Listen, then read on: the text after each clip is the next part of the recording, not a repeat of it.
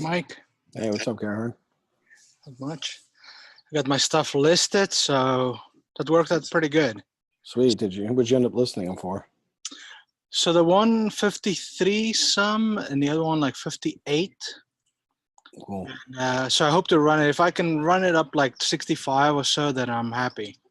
Yeah, it sounds like you got them priced really well. So just people come trying to like bully you into taking a quick full price offer Yeah. to the bid. Just depending on what you'll know. If you're not priced all that well, then you'll find out quickly, and you'll just get an offer, and you won't really get like a over full price offer. Yeah. I got a wholesale listed also. That I put in, and I have it listed for 83, I think. Mm-hmm. And the one we were talking about before. So I worked it out, just including that commission plus a little bit, and we'll see if I can run that up a little bit too. And I use the site xrealty.net. Oh, cool. I see they do Maryland and PA. It's called xrealty.net. Yeah. What was the cost to list each property? So if you just do like a 1 month for like a wholesale, I figure 1 month is all. It worked out $118, and that included the upgrade for more photos. Oh, sweet. And flat fee listing, easy. You fill in the form, check all the boxes, and boom, do a few DocuSigns, and it's on the Trend, whatever, Mars. Dude, that's awesome. That's a hookup. That's a really good price, because usually it's like $300-$400. But Yeah, 30 days, if you can't sell it on the MLS 30 days, then you got problems. Yeah, and I think it works at like $150 for like 6 months. So that's it. Yeah. Wow, that's really cheap. Yeah, it's not a bad place. I mean, I like them. Or I mean, so far it's been very easy to work with them, because they go like, oh, we fix this for you or whatever. They check the listing, and I uploaded the photos. They rearranged them. They spun them all right side up and everything, and off you go. So I'm thinking, screw that, man. I'm gonna just list every damn. Like, even if so I made a guy an offer, and my offer was obviously too low. And like, this one person is this beautiful house, old guy, like his wife passed away, and there was just nothing to fix in it. And instead of referring him to a realtor to list, I got like, dude, I'll just list it for you, and then try and sell it like a wholesale, man. Make like 10K on it or 15K. So the only time you run into an issue with that is if you're selling it to a retail buyer. Then you're gonna, it's hard to sell it to a retail buyer. Yeah. Yeah, because also the assignment fee problem, right? The bank's not going to let you make an assignment fee if they're doing a bank loan. Yeah. So, but if you still think there's room for like a more retail investor to buy it, then it's worth doing. Yeah. Okay. So you never look at $118. You could try a couple times, see what works, what doesn't. It's not the end of the world, for sure. Yeah, I figured like I threw it on Facebook and see what I get out of that, and then get it listed. But I figured get it listed as soon as possible on the masses see it, because not everyone's on Facebook. Like the cheap shit goes on Facebook, okay, like that trailer that I did, that's the type of person that buy off Facebook something for 8K. Yeah, that's a crowd there. Did you end up finding someone to buy it? Yeah, so it got to the point where the owner was like, dude, just let's find somebody we can just give it to, because the trailer park wants to demolish it. It's going to cost him $5,000 to get rid of it.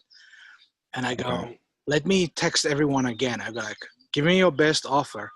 And I went on Facebook and I made the price $500 more. Yeah. And it listed for $8,000. I made it 85. So I got new people interested. And this lady went and she looked at it, and I said, hey, make me an offer. She goes, will you take 8? I go, yep.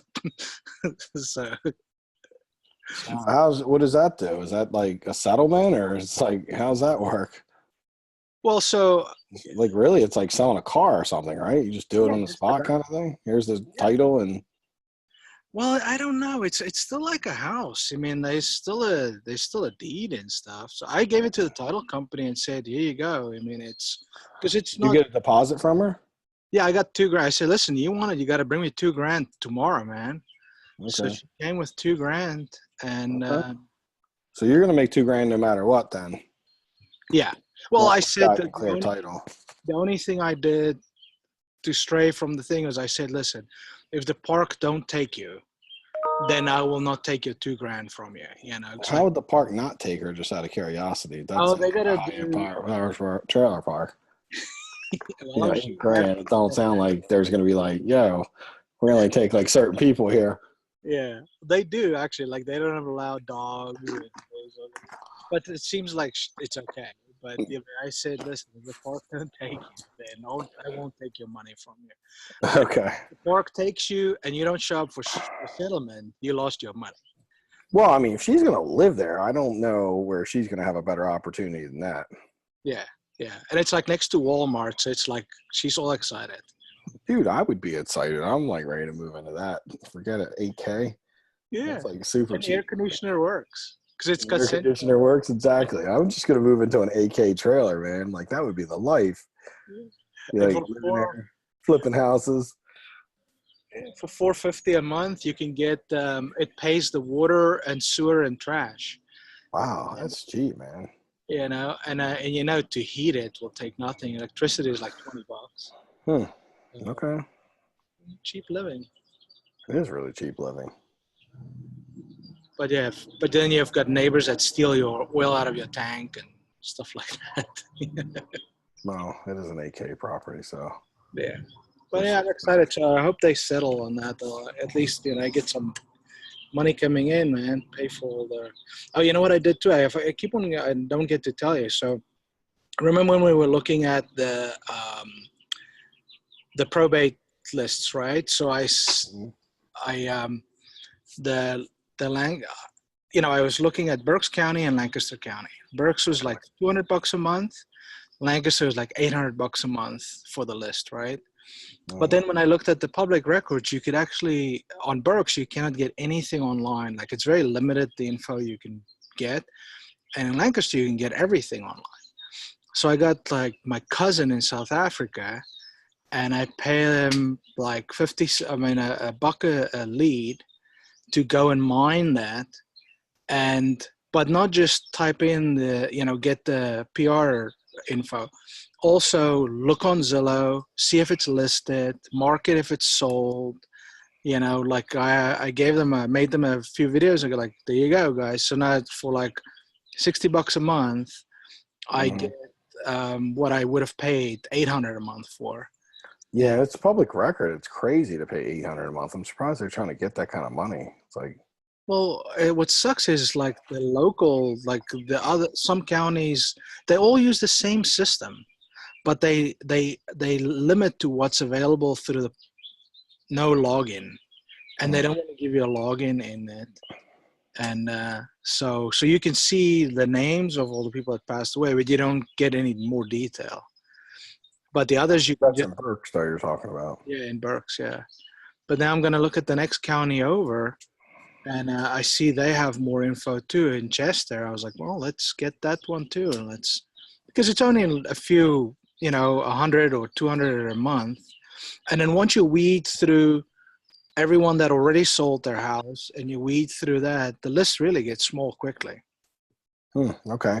And then when you get that list, how many letters are you sending to them? Or, how many touch points? So every month before I send it out, I run it through this. So I automatically make a Zillow link for everyone. And before I send it, I make them go through each Zillow link quickly and see if it wasn't sold or listed in the meantime. Mm-hmm. And then if it is, then I trim them out. And I figure I would hit them 5 or 6 times. Yeah, that makes Unless sense. they did something with the property, then there's nothing. The only other thing I'm thinking about How are doing. you how are you figuring out if they have a property is a good question. Well, so at the moment, you're just going by the last address, which doesn't really, sometimes it is, but sometimes it's not good, right? Do they have a large and small estate? Is there like a lot of like what we have in Maryland is that there's a large estate and a small estate. So you have to have over $25,000 in assets to be called a large estate. And usually, if we just send to the large estates, we're in good shape because most houses, well, every house will really be over 25K and be in a large estate. Yeah, Doesn't mean that every large estate has a house, but more likely to have a house. The small estate, very unlikely to have a house. I'll look through that. I mean, the thing I was going to do is, when you go in the public record, like on the MLS, you can say, "Show me properties by this person." Mhm. Put their name in, and just see if that person actually owns anything in their name. Yeah, they Um, what they probably. Oh, you're saying the person that died. the person that died, yeah, Yes, okay, got it. So you can do that, and they usually can do that through land recs too. So like in Maryland, you can just go on Maryland Land Rec, and you can just pull up a person's name and see if they own any property. So we yeah, try to do that. That's a little more complex, but I mean, at least if you're really going to get that serious about trying to weed them out, for me, there's a lot of people that die that don't own houses. That's correct. just reality. So, like, if you're sending to all them, even going on Zillow, see if they're listed or not, really it ain't whether they're listed is the problem. Because I've bought some probates that were listed and they weren't selling them properly, and I got deals from that. That's quite common, by the way. But the real issue is like the people who don't actually have a house. Yeah, Now, it's not such a big issue that I'd pay someone $800 a month, so it's not that big an issue. For the record, I mean, I think that's like really pricey. But if there was a cheap, easy way you could figure that out, like the small state versus the big estate, it's worth just like making that click. yeah, PA is very similar to Maryland, so there's a good chance you guys have the same thing. Like, what type of a state are you looking for? yeah. I'll look at that. I'll look at it and see to try and just eliminate it and not waste time when the person owns nothing or Yeah. they actually, like I tell her, like many of these, I looked at it and before they went into the home is when they sold their properties. So That's because true. they had to sell it to get in the home, right? Yeah, so they don't own a home. And those are already gone. So we know, okay, don't waste time. And I'm not going to hit them 6 times or 5 times either because obviously there's nothing to buy. So I was thinking maybe to look at if 3 months in to actually dig a little deeper on that list because now it's only like 100 people and see, okay, what does this guy have? Is there anything by this person? Is it Mhm. worth pursuing or do we just drop it off the list? Yeah, and what are you sending them? Just letters each time, or are you Yeah, doing professional letter, yellow letter? yeah, I'm thinking I'm sending a professional letter. I feel it's, because it's a little bit more personal and it's not just like, Mhm. hey, you know, um, even the response rate so far has been pretty good. I mean, like out of each touch so far or each drop, I got at least 2 leads, good leads. Okay, that's Um, good. so like I got, um, yeah, I mean, at least So I two. mean, if you get two good leads for 100 mailers, that's $50 a lead. That's cheap. Yeah. Like Yeah. we can pay up to 100, $200, $300 a lead and still make money. Obviously, you don't want to do that, but I think right now I'm averaging about 150 a lead for my probate, roughly. Yeah. I mean, I feel Or actually, yeah, that's right. if I can get like 5 good leads and do a deal with at least one of them, that's great. Yeah, that's solid. Wholesale, flip, whatever, just Hmm. get something back for that effort. So Yeah, what is the mission right now? I mean, obviously you've done a couple deals now. You kind of got your beak wet and you got a few things under your belt. Are you looking to renovate a property? Really like oh try to yeah, get some good stuff? yeah, my main focus is to renovate some, right? I mean, I'm that's the main what I'm looking for, but I feel every lead that comes in, let's see what you can do with it, right? You wanna Sure. wholesale it or do something with it. Make that phone call count, because obviously Yeah, they called for a reason, so we gotta work it. 100%. Yeah. And Have you had anyone call where it was just like, we're selling my mom's house and, it's in bad shape and it was like a house, like a single family with decent ARV? Have you gotten any leads yet like that where it was like definitely good for a flip? no, nothing like that. I mean, the one that I have as a wholesale now is like that, but it's not a great flip because it's got, it needs more work than they were willing to go down to. Plus, where it's at is it's one of those houses that's like on the corner.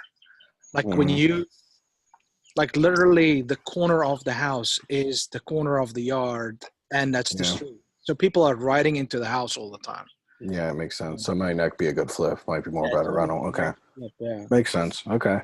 Yeah, because I mean, when you get like something that's like, so that's basically what I'm filtering for when people call me is things that would be good flips, you know, houses that would be good flips. You know, it's funny. I forgot to call this lady back. This is where I'm so bad. I'm actually converting like so well right now, and I have a lady I talked to last Saturday, not the Saturday just passed, the Saturday before, and I haven't even called her back. Yeah. And we were vibing too. So like, you know, obviously I don't know what's wrong with me, man. That's why I need an acquisitions person. But I did get another deal this Saturday. So I mean, of the three people I talked to, I tried to see all three of them. I seen two of them. One stood me up and I closed the deal with the third one. And who knows, I could close the deal with the lady if she ain't sold to someone else, but she ain't called me back. So maybe she's not in a big rush. Because I left in a really good position to try to get the deal done, but I feel like I've lost a lot of credibility by not calling back a week later. It's kind of awful. It's amazing how many people I speak to when you pick up the phone, they go, "Oh my God, you actually picked up." So, Yeah, you I've know, been doing that. I'm not doing. I fired Keener because they were like messing my stuff all up, and I just got to come into my phone. I'm like, it ain't that many calls every week, so I'm just gonna have to answer it myself. You know, you get 5 or 6 calls a week. It's like crazy not to answer it yourself. yeah. Oh I'm yeah. also. I've noticed I've taken 3, 4. I've taken 3 calls and I've gotten one deal out of 3.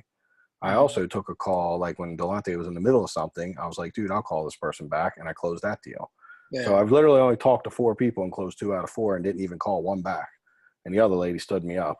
So like I'm realizing that it's a higher conversion rate when I take these phone calls too. I know I can't do that forever, but I look at it like I used to pay Rashad a bunch of money every year to go get the same amount of deals I can get, you know, because I only got to talk to 6, 7 people to get a couple deals, where he's talking like hundreds of people to get his 4 or 5 deals. Yeah. So it was crazy because, and then also the worst part of that is that I'm paying him money to do it, and I'm also paying for all the marketing to generate all those leads. So it's Yeah. really like a triple whammy, really, right? Is that I'm paying acquisitions, I'm paying for the marketing. So I'm right now I'm just doing PPC and probate, and that's all I'm doing right now. And I was getting ready to fire probate actually, but I got a deal this weekend, and so now I can't fire it. It's actually a really good Those deal. guys, there was a story of the guys that had this little shoe shop in Texas. They were doing like PPC, right? So they would turn it on and like on a Monday and like Wednesday they have too many orders and they'll turn it off quickly so they can Mm, make a bunch and so you just turn it on for like a few days to no. make money, you know. So Yeah, it's all. I wish it worked like that with real estate. I yeah, don't. It's like no, you just turn it on and it just stays on, and then you barely get any calls, and you got to make the magic with the calls you get. yeah, It's been what I've been doing essentially is like making magic happen. So anyhow, I mean the stuff's working. So yeah, you've not sent a bunch of probate out, so you're not even that much money into the probate right now. And you did pick up something. You got something under contract, and then where'd you get the trailer from? Was that from? there's a probate too. So yeah, so you've gotten 2 deals under contract. One might go through. One has to go. So there you go. I mean, what have you spent so far since you started doing probate? If you take the list out, I mean, from the mailing piece of it, you haven't spent that much, right? Maybe like $800. Yeah. So you're getting your value here. You know, you're Yeah. definitely closing, getting better value from it. Now, where were these things at, by the way? Were these in Lancaster or Berks? No, these are all Burks. The Lancaster ones, I didn't get anything out of yet. Well, did you just send them? Was this like your first one? They went out, yep, and I didn't really get much. I mean, I also there's another lady that was calling them a lead, but I didn't call them. I was thinking to do the mail drop first and then call them and be like, hey, did you get my letter? Yeah, I like that. And then so let me ask you a question though. When the ones you sent in Lancaster, was that you never bought that list, so that's your list. That's my list, yeah. So you want to be careful that your list is actually accurate, because if you're not getting response, what you should get is good of a response in Lancaster. If you're not getting a good response, one of the reasons I considered firing my probate is because I had a VA doing it, and it didn't feel like I was getting very many calls, which usually means the VA wasn't doing a good job of doing it. Now that could be fixed. You have to figure out what's going wrong with it, why it's not working. And if a good portion of them are going to people who don't own homes, that could be the reason, you know, because it's always in the research. Because yeah, I used to have this probate list provider, and actually there's someone local gave me their card. I don't know how I did with it, but yeah, a lady gave me her card and said she goes to the courthouse and gets them. And I feel like I should probably be talking with her, because they get them and they go to the courthouse, they search to make sure they got properties. You know, it's a lot of little things they do to make sure they're better. Yeah, you see, like these guys, like the U.S. probate, where I get the list from, didn't do anything. I thought that they did a better job in vetting it, right? And when I got the list, I go like, this person, the first one on the list, like the first five I spot checked had nothing. They go, oh no, we just give you the records. I go like, well, I'm not that excited about you then. You know, like you feel for what you pay, they should do a little bit more to the list. They're not confirming they own property or anything. They're just giving you like just They basic just list giving that you you can go get yourself. right, yeah.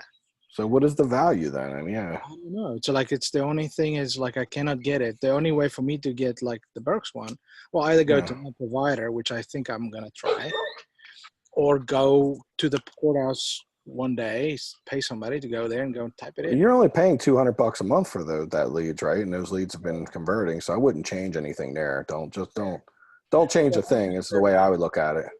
Yeah, the Lancaster ones I just send out. You know, it's that Yellow Letters HQ, man. Or it takes, even though they dropped like a week or so ago, I only expect to get some calls by this weekend. Takes about 7-10 days. Yeah, it's 10 to 14 days till they said it was delivered, till you actually see something. So, Okay. you know, so there was a little bit of a gap there in between them. I have a 3-week gap.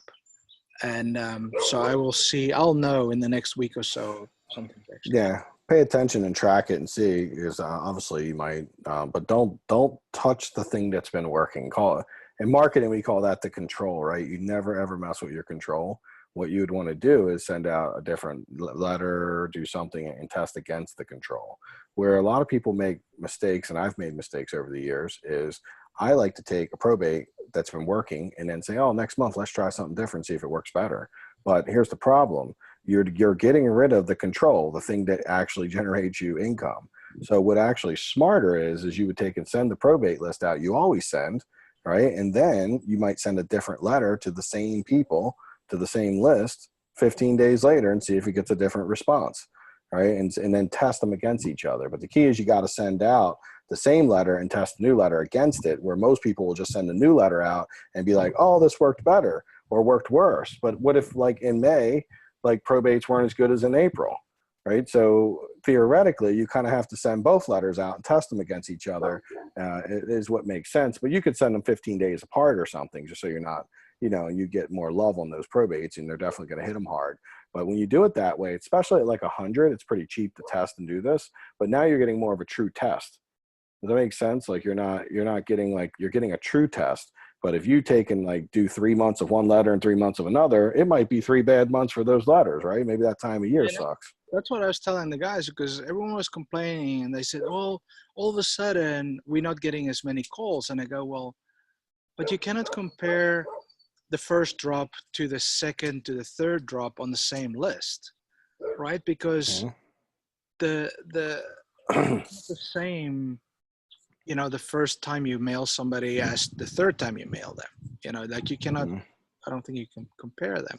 And because they were like, well, we don't see as much response as we did 3 months ago. It's like, well, no shit. Because now, are you sending the same letters though? Or are you sending 3 months later? Are you sending the same kind of mail? Or are you switching over postcards? Or same postcards 3 months in a row, and all of a sudden there's less response. But by the third month, you've already sent the person 3 times. Yeah. So normally what I've been doing with my probate, and I just tested my probate just recently. I just tracked it with Delante like about not even a week ago. And so what I did is I noticed that when I really looked apples to apples, that the postcards were producing half of what the yellow letters were producing. The professional letters were producing almost at the same rate as the yellow letters, so doing really well. But the thing about the postcard is that it was producing half, but it was costing half. So it was still it was really producing almost as well. But what I'm doing is 5 touches, and I'm doing 2 touches of yellow letters handwritten yellow letters, 2 touches of professional, or no, I'm doing like 2 professionals, 1 yellow letter. I'm starting with a yellow letter, 2 professionals, 2 postcards. Yeah, that's And what I'm I. doing a jumbo postcard, by the way, too. So like a nice Yeah. big jumbo postcard. And they're all really converting very, very similar, even on the higher touches, by the way.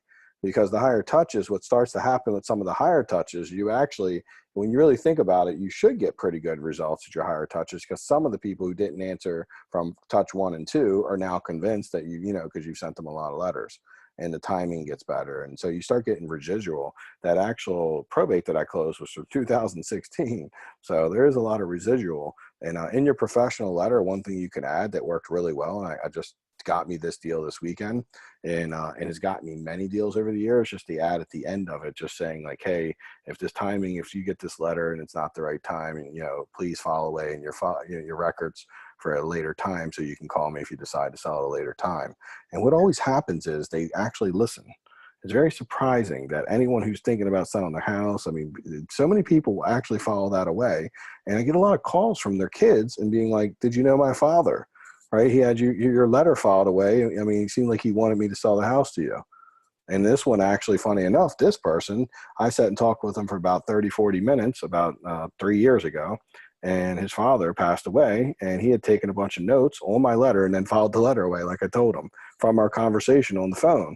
And the conversation on the phone, he says, I like this guy. He's very straightforward. You know, please sell the house to him, he said, it says. And I ended up getting like a definite foot in the door with that, because they had gotten a lot of letters. He'd actually got about 10 people to come out, look at the house. And I won the deal because, you know, that one thing definitely gave me an edge. You know, Yeah. so it's interesting that following the letter thing, please to follow the letter for later, is really interesting how many people actually listen to that. And when the kids find it, they think it's their parents from heaven saying, yeah, like, yeah, this letter's here for a reason. You got to call Gerhard, you know, like that was my guy. So what do you say if the timing of this letter is not good? Please file it for Yeah, like. please file this letter away in a safe place for the future in case you need it. Yeah. Okay. Yeah, I'll add that because I added. We're known to pay the most.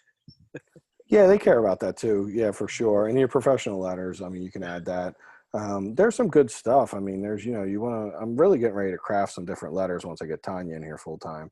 And I'm going to start actually testing on the probates and doing some A/B testing. Because it's Yeah. hard to do testing right now. But if I can start doing some testing, then I can start, like, I mean, real life testing. The way I've been testing in the past don't work. And I'm just learning this through all my marketing stuff. I'm like, yeah, it kind of makes sense. I don't know, because I didn't want to send double the probate out. You know, I didn't want, like, oh, that'll cost me more money. But like, I don't know, how much do I spend on probate every year? It's crazy not to go ahead and spend like a couple $1,000 and figure out, you know, and truly test some of this stuff to see what's getting a better open and conversion rate and getting the phone to ring. I mean, I've even considered, because probates are getting, I've even considered doing like a FedEx package to them for the first one.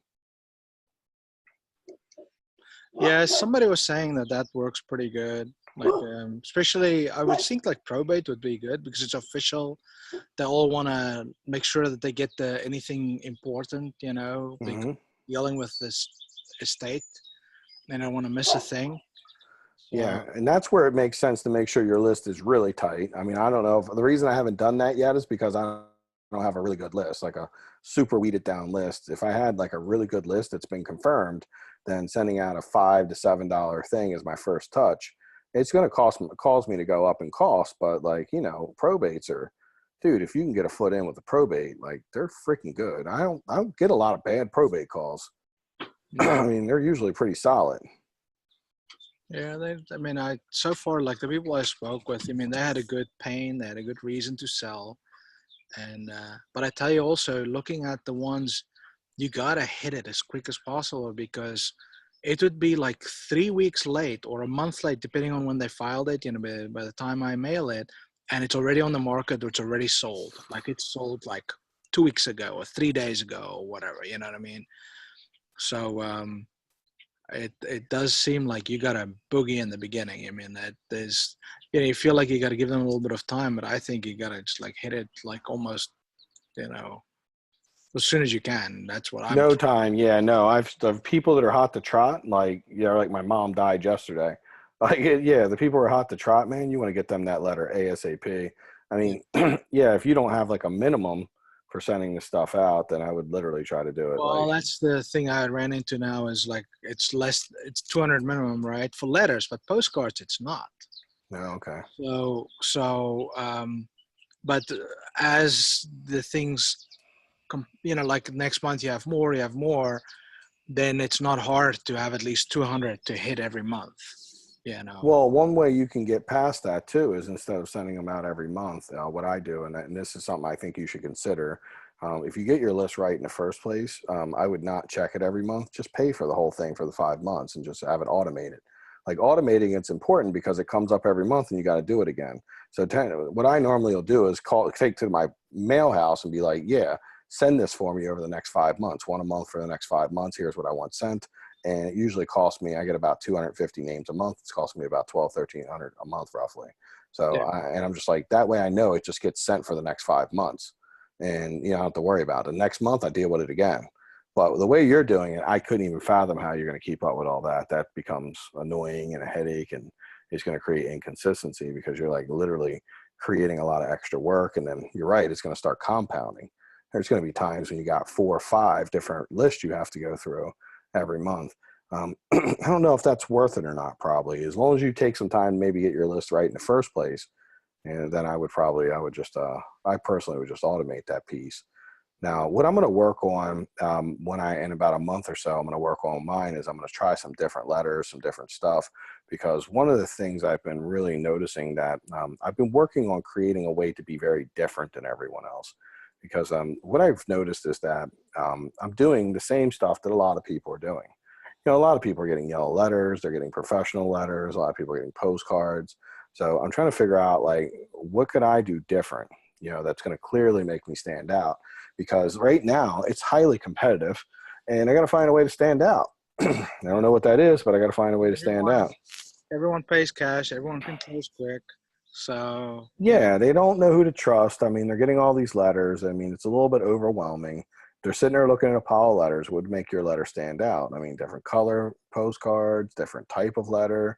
I don't know. I mean, I know for a fact that the whole, definitely doing like the FedEx package or something would be super smart, because everyone is like, I've gotten a crazy amount of letters, and when we're getting picked, we're thinking, oh, okay, we got the deals that were there, but no, with 15 letters getting sent out, you're just getting your fair share. yeah, So like, there's like, you could probably have the ability to double or triple your results from probate if you could find a way to be different. Because like literally, I think that like there's probably 20, 30 people a month that call letters. You're just getting a few of them because they look through 15 letters and just a few of them are picking yours for one random reason. Another thing that Sabina told me too, and you might want to consider, is she said that when she had Sabina on her letter and she changed it to an American name, and it actually got like, it's getting double the results right now. yeah, Because these are like old white people, right? You're going to fit in when you get there, right? You'll be like a white person, but when you put Gerhard, it sounds like they're like, what is that, right? It might be too foreign sounding. It might be worth a try, right? If you got a nickname or something, just make up a white name or something. Oh, Gerhard's my name, but my nickname's Gary or something. yeah. My nickname is G. That's the Yeah. problem. Yeah, well, just put Gary or something. My nickname's Gary. Gary's super white name, right? Okay. Like stuff like that. I mean, I got a really white name, so I don't have to worry about it. But we used to do that with our bandit signs. We had Jim buys houses. And you know how Yeah, many people would call us, be like, is this the Jim from here? I used to know Jim. Is this that Jim? Like, yeah, no, I'm Michael. I'm Jim's partner. And I never used Jim's name forever because that was like even super white name. yeah, But that's our avatars, like old white people, right? It's and that's who we buy a lot of houses from. So you want to think about that a little bit. If your name is like too far out of there, and it's actually, think about, does your name break rapport with them? When she said that, I never really thought about it, and I was like, yeah, it's actually really sensible though. What she's saying makes a lot of sense. And she's legitimately was like, when I changed my name, like I literally, like, it doubled my results. yeah, And I was like, that's kind of crazy, because when I started putting like super white names on the bandit signs, I started getting more results. yeah. It's interesting. I mean, I'll see how it goes. So, So something like that. I mean, I would think name. I would say, I mean, yeah, name, something to think about. Is there a different color you can do on the postcard? What can you do to make it stand out? I'll walk through it a little bit. I'm gonna really like pump up the copy. I'm gonna pump up some different stuff and test it. So I'll be testing that in a few months. What you got right now is working. So obviously don't go crazy. Just keep it the same. Keep doing it. I just make sure I always mix up the postcards, try and hit the season. So like now it'd be like, in February you'll do pink, and you just try and change it up a little bit. It's different color, different color envelope. Yeah, that makes sense. For the postcards, I do different postcards. Sometimes the doodles work good, sometimes they don't. I actually got a good from those Google Street View. I got some. They're supposed to be the highest converting ones ever. That is. Yeah, I got some good ones on that, but I didn't do that yet for these. Because again, like probate, you don't know exactly the person's address. You don't need to know. Remember, it ain't about being accurate. It's just about getting attention. Yeah. It's going to get their attention for sure. Yeah. Well, but I don't have an calls. address to be like, hey, I want to buy your address.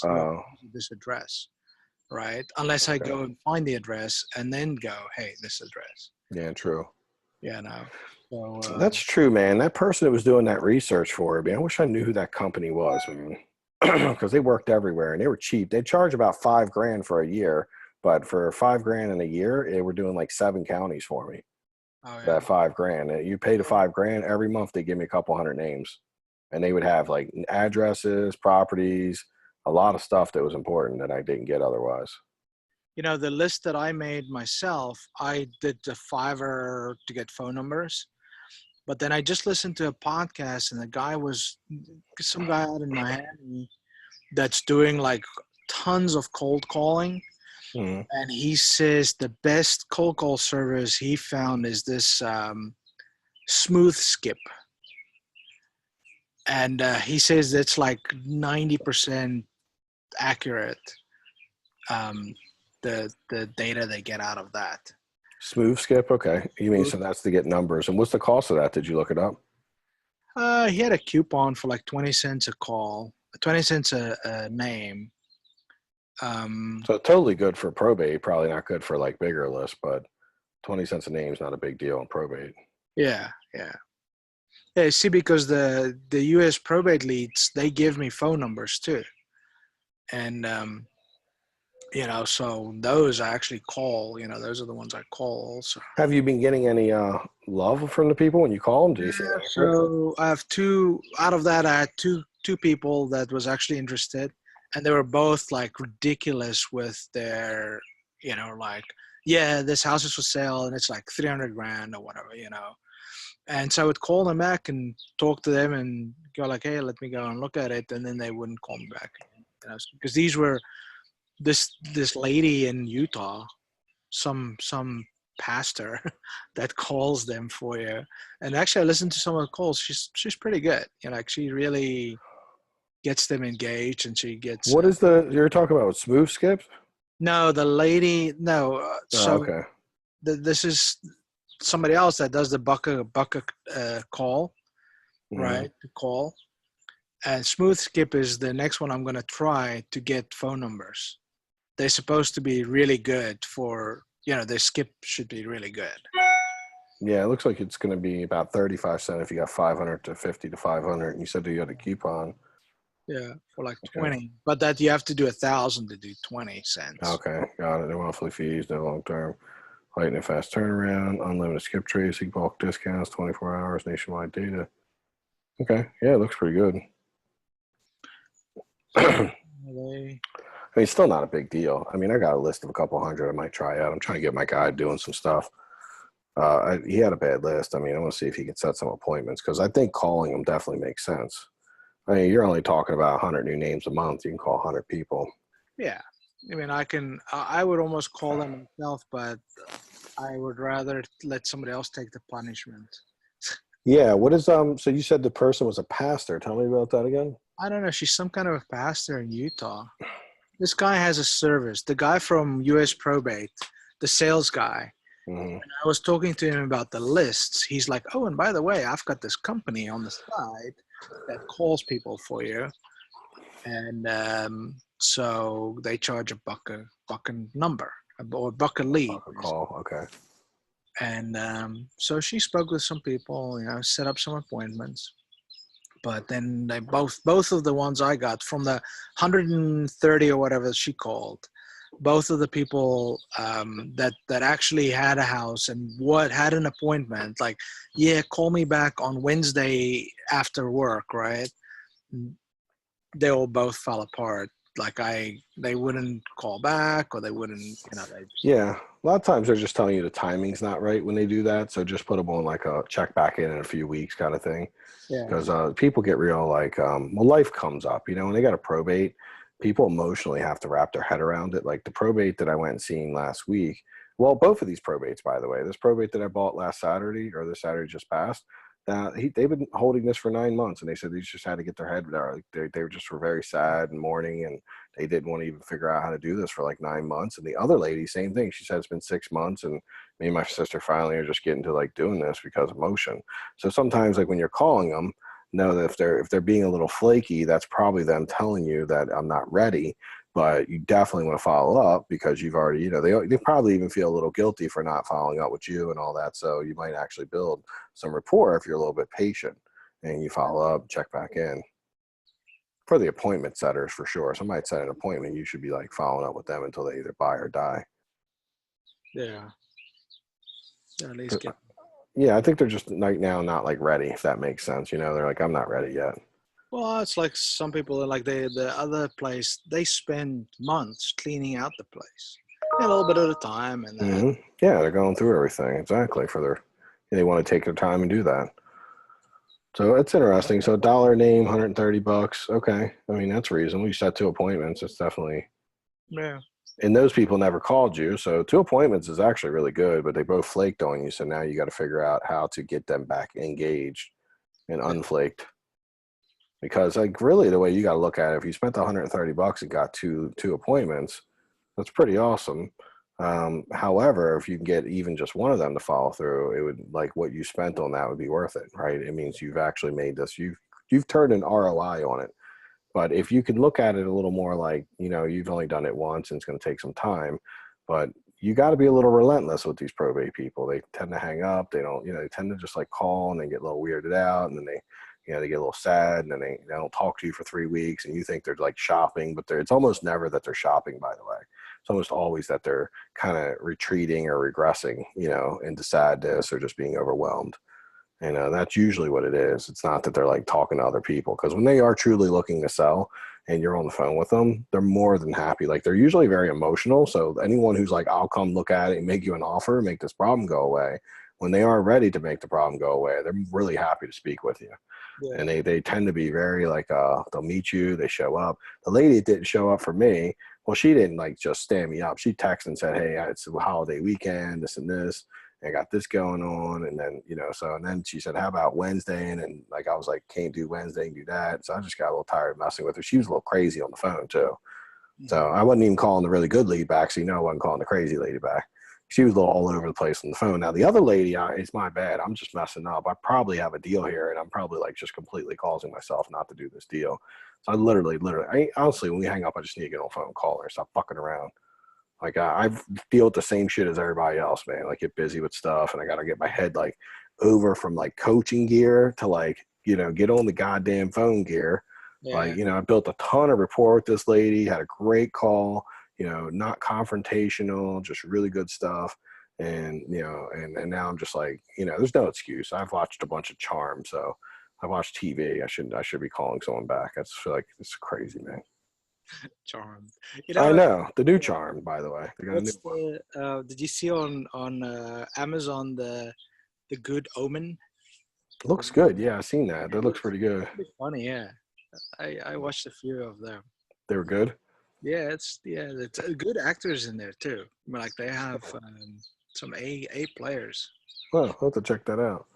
Yeah. Me and Tanya done got this AMC A-list subs thing or something. So we're on the A-list, and for $24 a month, we get 3 movies a week we can go see. So now me and her are just going to movies all the time, man. I was like, we can't be getting the popcorn and we'll go broke. But Well, yeah. yeah, you don't want to buy anything there. You're like, that's the only thing that's good in the winter. You can put like stuff in your pockets. Yeah, well, she just carries a book bag in. They never say anything. It's just like filled with bottled waters and Yeah. food and shit. So it's kind of funny. Yeah, they never say anything yet. The only thing that sucks is like you gotta go. I either have to hit the 7 o'clock because the 9 o'clock is too late. Yeah, well, we can go in the middle of the day. That was the thing. When she had a day off, we were like went and seen a movie at 2 o'clock. Yeah, So we that's can just work anytime. And I'm like, yeah, this is going to be awesome when she's working with me full time. This will yeah. be pretty cool because we can kind of do some cool stuff like that. You So just end up seeing like, like what was the freaking movie that we almost seen? Jeez, it was like, I think it was the Israeli Mafia or something. Mafia, it said. Like yeah, we were getting ready. Oh no, Israel's Most Wanted. That's what it was. Israel's Most Wanted. I'm like, dude, we're getting ready to see some wild stuff, man. When you get free movies, you start considering stuff you should not go to see. yeah, You're just trying to get your value. yeah. No, That's I nuts. like to see. So she gonna do Rashad's work now, or everything else? Technically, she's going to be doing Rashad's, Delante's, and really like a job. She's doing like 3 jobs, really. Yeah, Because I'm going to cut what I'm going to do to make that work is like everything, and this is what we're going to talk about this weekend. What I've been working on for like 6 months, and when she comes in, I'm gonna implement it in my business. But it's what I did back like 3.5 years ago to make my business awesome. And when I went to 7-figure, I got a little off my own track. Right, 7-figure, I was an 8-figure, but when I was in that, it got me a little off track because I started thinking about volume again, scaling, growing, and getting crazy. And I've gotten very clear in the last 6 months since I've stopped.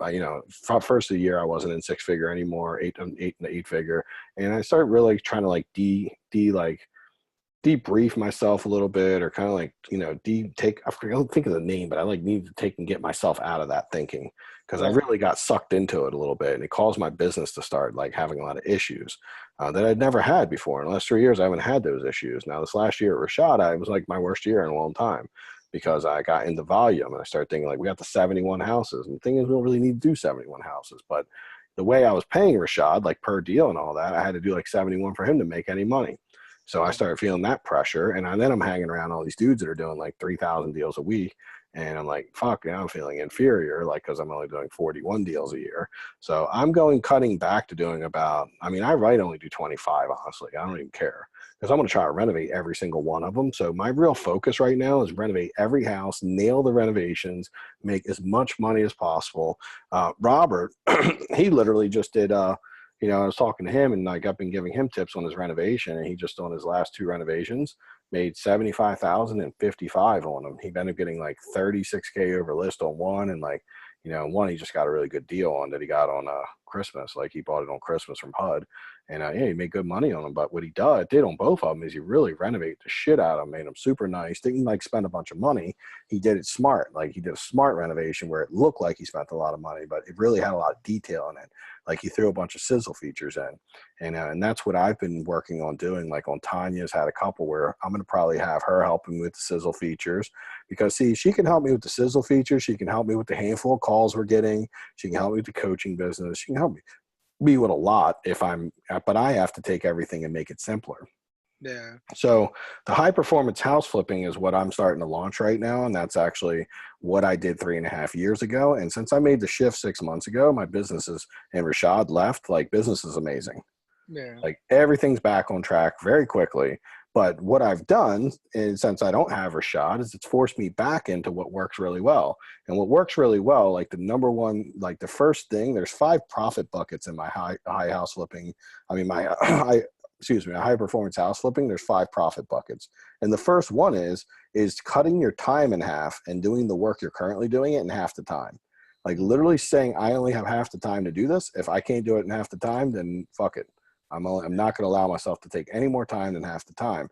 Well, I was forced to do that like 3.5 years ago. And that's what made my business so profitable, because he was like, that's what my coach told me. He's like, yeah, you could spend 50, 60 hours a week doing 10, 20 houses a year by yourself, or we can just schedule 8 to 12 every day you're going to work. And if it don't get done by 12, you cut your phone off, it goes to the next day. This yeah, way, he said, in about a month, you're going to find that you're going to stop doing the things that waste your time, and you're going to start like doing the things that you really see to be are profitable and useful. And you're going to find ways to do them faster, because you now have this deadline. And he's like, it's a proven psychological fact that people will use as much time as they give themselves to do stuff. Like, and it's just super true. And so he taught me a lot about that, and I followed that concept. Now, I don't spend any time on my business right now, so it ain't that I'm spending too much time. It's that I'm not spending enough time right now. I literally got to where I might have been doing it like not even some days. I'd have multiple days where I did nothing in that business. So it was getting where I was spending like maybe 5 to 7 hours a week on it. And the people I had that were focusing, like Rashad, they weren't very focused, right? They didn't, the things I had them doing were things I should be doing as the owner. So with Tanya, I'm going to get real refocused on, first of all, how do I take the things I'm currently doing, get down to what's made me all my money in the last couple of years, like where's all my money come from? It's come from my high profit flips, right? Really focusing on the high profit flips and the ones that have made me the most money, taking the current flips I'm doing, do less, but make them make more. And how I do that is by nailing the design, making sure my project manager is getting them done super quick, on time, on budget, but also adding a couple sizzle features. Where we fell off a little bit is he's not a very big design guy. So like I need someone that comes in towards the end or, towards the middle and does some planning and says, hey, add this little thing over the, where the chandelier is, add this over the fireplace, add this little, accent wall, and use this faucet here and do this tile design right here in the master. Right. And then just give that to him. And then there's our sizzle features to make the house really sellable, really awesome. Maybe looks over the design, make sure that it's optimal, things like that. Right. I mean, that's probably honestly 2 to 3 hours a house, but that 2 to 5 hours a house could make all the difference in it getting complete emotional effect, not sitting on the market, maybe going for $10,000, $20,000 more. Like, Robert ended up getting like $36,000 more than he thought. Or 36,000. Now his big thing when he got it, he was like, what do you think we do? I'm like, go get every dollar you can get, and then I'll show you how to get the appraisal done. And then he went and got the appraisal to appraise for every penny. He didn't get one penny off. So he was thinking 290, he got 326 on the appraisal. Yeah, the comps were only 290, but I told him what to do, and he gave some bigger, better comps, met the guy, showed him the budget, did all that, and the guy went for it. Quite often they do, by the way. It's not, sometimes they won't, sometimes, but if you say 336 or 326, I mean, okay, what if they told you only give you 320 or 315? It's still better than you taking 290 or saying, hey, I don't want to lock this up for over 290 because what if it don't appraise, right? You always end up making out, because then when it does appraise, you make out like a freaking bandit. Yeah. And that's what happened there. So one of the big things is taking everything we do, and this is true for you, it's true for everyone. We all have the ability to take what we're currently doing and get more focused on what's making us money. And if we do it in less time, it forces us not to overthink it. It forces us not to make processes that are super inefficient. When you feel like, well, let me just do this thing because I got time to do it. Yeah, but you can't really build your business on that when, you're doing things in a very ineffective way. So that's what I'm working on now. Like Rashad was highly ineffective. Like he's super slow at doing things that, but he had all day to do it is why. It's not that he's bad or dumb person. He's a smart guy, right? Really smart guy in many ways. Does a lot of things really well, but he had 8 hours to do this job. So the reason I could do the same job, I'm literally getting just as many deals as him in like an hour a day. And the reason why, one simple reason, not intelligence, maybe a little bit of experience helps obviously, but it really has to do with the fact that I only have an hour a day. And sometimes I don't even have the hour a day. Where Rashad had 8 hours, so he fit the work in 8 hours. I got an hour, I got to fit it into an hour. We do whatever we have available to us. When I was in that choice center, they made us do this whole thing. They gave us this crazy challenge we had to do. And this challenge was like nuts. I'm like, nowhere. They said, okay, you got 2 hours to do it. I'm like, get out of here. I could take 2 months to do this. Like, nope, you got 2 hours. That's the lesson. You got to like go do this in 2 hours, whatever it is, it is. And what they were teaching us was that if you set timelines or crazy, you will freaking find a way to do it. And we ended up doing a crazy good job on this in 2 hours. It was just unbelievable what we created in 2 hours. I mean, I would have never guessed that in a million years that we could have done this in anything less than 10 or 20 hours. But we had 2, we made it work. We started asking questions. Well, if we only got 2, how could we make it work? So this is what we want to do. And this is what the high performance house flipping is about. It's about taking activities that are very high profit, high yield activities, and then taking and finding out ways to take an 8-hour job and squeeze it into 2 hours and get the same results. And then if you do it in 2 hours, now think about how your business is going to run when you go hire someone and you hire them and you're saying, yeah, I need you to do this high yield activity for me. And you have 2 hours. Versus if you only take 8, what most people do is be like, I don't have time to do this. So they go hire someone and let them do it at 8. Right. And then they're like, okay, now they start scaling their business. And this is how a lot of the 8-figure guys have these very scaled up businesses that are doing 300 deals a year, but the profits are like all tiny because they got a lot of people doing 8-hour jobs that really could be done in 2 hours. And they never took the time to find a way to take that 8-hour job and get it done in 2 hours. Yes. So their response to it taking 8 hours wasn't, let me figure out how to do it in 2. Their response was, let me hire someone to do it in 8 so I can delegate it. And that's where everything's going wrong. And that's actually how my old business was ran. Like, I mean, literally, when I got my new business, I was able to do just the same amount of income with 3 employees versus the 16 I had before because I didn't have a choice. And we made it work, right? Because we stopped worrying about the things that didn't matter. And it was very eye-opening to find that you can make almost anything happen.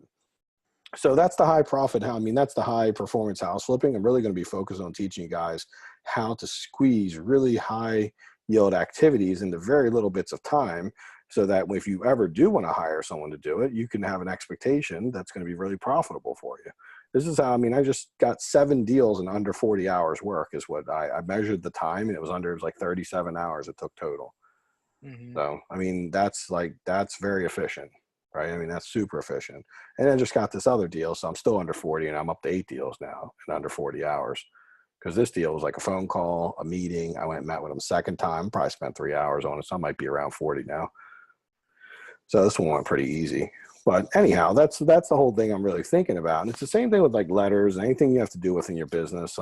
Right now, Burks is your winner. So don't mess with it. And then, and then just think like, what can I do bigger, better? Anything I can do to be a little different. And I'm going to actually, I'll have a lot of conversations with you about that because, and then if anything looks like a rehab at all, like you think and see that it could be rehab by any potential, get me involved, man. Get me involved and let me help you get it across the finish line, really look at it, be clear about it, even maybe before you make offers, because you're getting results now, but I want to get you to a rehab because see, that's your highest yield activity, by the way. Like if you do a lot of work to get 3, 4, 5 deals, but if one of them is a renovation, it makes $30K. That's where the real money comes in. Oh yeah. Yeah, that's the ones I'm looking for. Well, you'll get them now. You've broken the seal. You went from not doing anything to doing deals. That's a big jump, right? When you're not getting deals versus it feels like you're never going to get them, right? It feels like there's no light at the end of the tunnel. Now you got deals coming in. It's just going to be about plucking one out for a rehab that's going to be a really good fit. So keep doing what you're doing. And then obviously anything else, just let me know. Because I do know that the letters and all that, I'm glad they're starting to work and they're not like stressing you out because the other ones seemed like they were stressing you out a little bit. And I know they stress me out and they don't work well. I kind of get like a little. It sucks when you waste so much effort and money and, like you don't get much back, right? Yeah, exactly. And then I think also so this is what I always tell people when it comes to these letters. There's this weird combination when you're new. It's like a combination of the letter sucking a little bit and you sucking a little, right? And together you definitely it's a big suck, right? It all sucks. But when you get a little better and then, you'll start to hone in on your skills, you can make something out of any list, right? Any list should produce. Like the worst list in the world should produce. But you will start to hone in on what lists are producing with the least amount of work. Because see, that's the key. I have never met a list that doesn't work. All right, I've only met my lack of ability to adjust to the list and be able to get people to close. So that's been my belief, and it's what I've seen over the years. With that being said, I've seen lists where I've got to talk to 100 people to get a deal, and I'm not really excited about that list because that's a lot of work to get one deal. And often, if people are only getting sending out a little bit of volume, it might take too long to ever get to a finish line. Sabina said she was doing code violations, and she was getting a lot of phone calls, like tons of phone calls. Like basically in 3 months, she got 250 phone calls. I never told her. She said I said to do it, but I didn't tell her to do that. I don't do code violations. I might have mentioned in one of my trainings, it's something you can do, but it's very low on my totem pole because my experience with it in the past has been exactly that you get a ton of phone calls and you got to end up weeding through 50,000 people. Yeah, it seems like that's a good list to stack. So you can take that and something else, and then see if it's something better in the other list.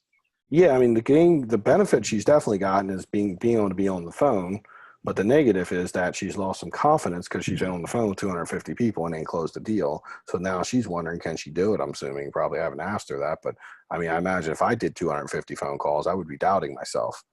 I would, I'd probably be doubting myself if I had 50 phone calls and couldn't do it. But 250, I can see why she's starting to get frustrated. But yeah, I'm not sure who I think someone else told her to do that, obviously, because it wasn't me. She told me it was me, but I was like, I never tell anyone to do that. You know how I am to get hard. I'm super like on top of shit. I have a very specific system. I've actually only sent code live violations once in my life. And that was the result I got. My phone rang off the hook, but I got no deals. So I don't like anything, and nothing that makes my phone ring off the hook. I don't want to do it. Yeah, they don't want to give you code violations here. Actually, I have a nice house that I was looking at. Man, I cannot find the owner. Really? Yeah, I mean, 200, 260, even like an 200 to $300,000 house. It's all, I mean, the lawn is like 3 feet long, and but it's just there's a whole stack of violation notices on the door, Really? snow removal and everything from the Mm. township, and Oh. I just cannot get a. I've tried all kinds of ways to try and track down the person that owns it, and it's like nothing. Did you get any names or anything from it? Do you know who the owner is?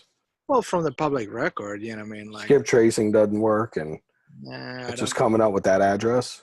That Did address. you try hitting them up on Facebook? I tried Facebook. Hmm. I tried because normally if you put in like the person's name on Facebook, they'll pop in. Yeah. Yeah, no, nothing on Facebook, nothing. Yeah, it's like it's all of a sudden like, and I cannot see if the person died. Yeah, I wonder. You know what you should do? You should put a for sale by owner sign in the yard. Yeah, and see if they call. Well, likely they will. I mean, Yeah. you just tell them it was a mistake. It was the wrong house. I got my list mixed up. I had you on a list to call. It's Yeah. someone I wanted to call, and my guy must have actually mixed the list up. I mean, that does work. I've had people like, because if someone's got to be around, put the for sale by owner on, you'll find out. Doesn't look like anybody ever goes there because nobody knows the lawn. Yeah, we'll put that sign there and you'll see what's up. Yeah. Not, you'll just build your buyers You'll list. get a hell of a lot of a bunch of cash buyers. You get a bunch of people stop sending mail to it, right? You'll be like, oh man, someone's already got it. They got it for sale by owner. No, you're right. I mean, I don't know, man. Yeah, I wonder. It does sound like someone may have passed away or something weird might have went on. Yeah. You can't tell if it's a foreclosure. Township and say, hey, what's the deal with this house? But I don't know if they would tell you anything. Well, has it got any kind of like mortgage on it in the last 10 years or anything? I saw like a HELOC and that was it. For a little bit, like $25K. Okay. And, Sounds like an older situation though. Like usually they'll have like small HELOCs like that, but nothing crazy. Yeah. Huh. It's run down now. I mean, it's pretty beat up but it's in a nice neighborhood, like a newer house. I mean, 20-year-old house. Oh, really? Yeah. Dude, that kind of almost feels like that's probably a foreclosure then. Yeah, that's what I was thinking, that it might be foreclosure and like they just don't care, until they're in the bank. Yeah. Yeah. And you can't get into your land recs, right? Where you can find out like where you find mortgages and all that. I didn't really dig that deep because I would just look on MLS and because normally it has the mortgage in there. Yeah, but it's got a land recs is where you can find everything though. Let me see something real quick.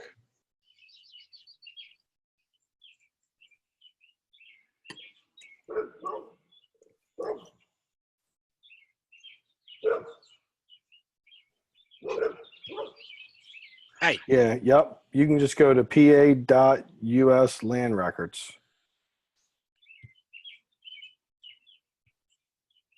Yeah, you got Pennsylvania land records, and you can go in there and you can do searches.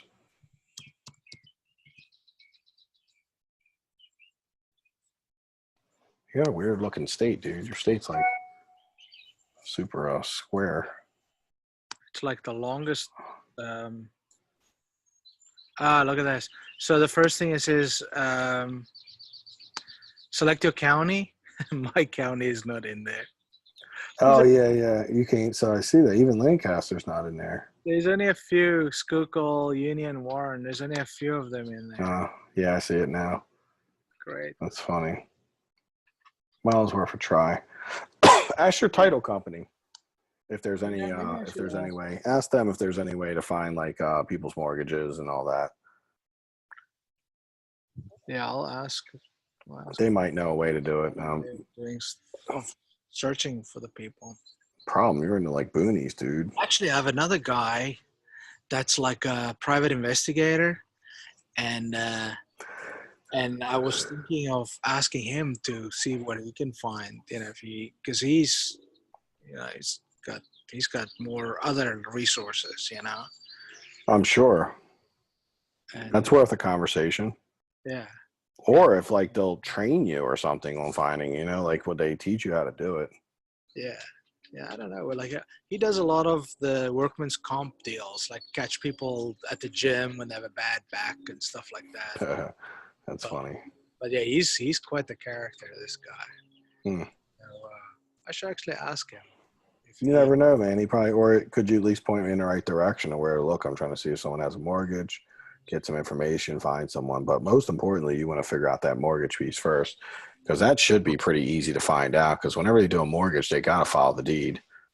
Yeah, And there's usually a way to do a search, do like a lien search or something on you any can just house. pull up the deed in the deed recorder of deeds and look at it and see what was the mortgage and who was it with. Yeah, where do you get that at? Recorder of deeds that you can get from any place, anywhere, always. Okay, now the recorder of deeds, though, is that something you have to go do? No, you can do it online. You can view the document, you just cannot print it. So what you want to find out is like when they bought it, how much they paid for it, what the loan was. And Yeah, so that way you can, if yeah, it's only a 20-year-old house, then you can make an assumption of what the loan actually is today.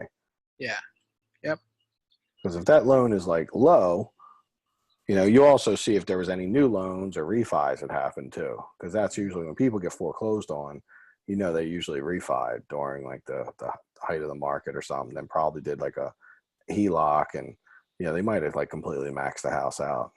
yeah, yeah. Check that and see. All right, well, that might be a good hit then. All right, well, dude, it sounds like you're all good to go, man. Yeah, what are you coming down on Friday or Thursday? Almost probably come Friday morning. Shit, Okay. I need to look when I got my hotel for. Yeah, check and I see. got Friday night and Saturday night. Okay. But I'll most probably come Friday morning. It's only like 2 hours to get there, so it's not a You're big just deal. gonna leave nice and early. Yeah. What time are we starting? 8 or 9? 8:30. 8. Okay, yeah, that's not bad. Yeah, I just did be a there at 8. Oh, start at 8:30. yeah, I just did it yesterday. I ran to DC and back for the day. So What you go to DC for? a customer I had to do work for. Actually, this Oh, is and so I just go like, no, I'm not staying over. I'll just go. If I leave 7, I'll be there at 11. You can get some work done. Be out of there at 3.